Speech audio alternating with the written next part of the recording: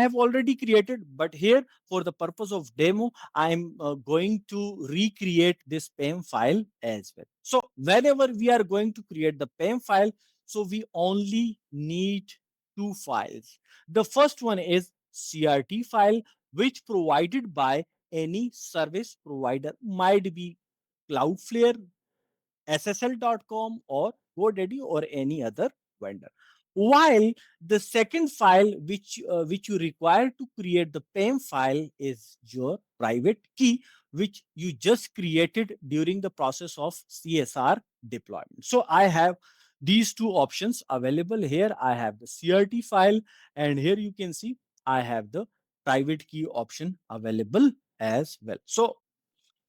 So how we can create the PEM file? So the process is really simple. Here we have the two files available.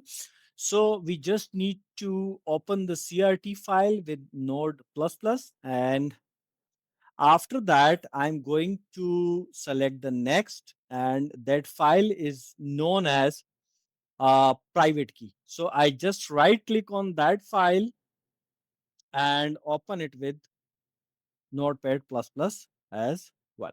So now both files are opened, and here I just need to right click on it, Control A and Control C from here, and I go to the first file where I open my CRT file, click at the end of the CRT file, hit enter, and then pasted the private key text over here.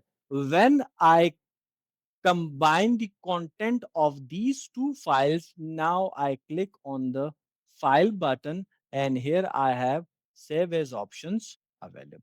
Now I just type the name, new certificate for engine x dot pem, and by that way you can easily create the PEM file. Here I have the path mentioned over here, so I just click the save button, and now this PEM file is created, and I can utilize that file for the deployment of engine x well. Here is the PEM file available. So by that way you can easily create the PEM file for your Linux platform. Thank you very much.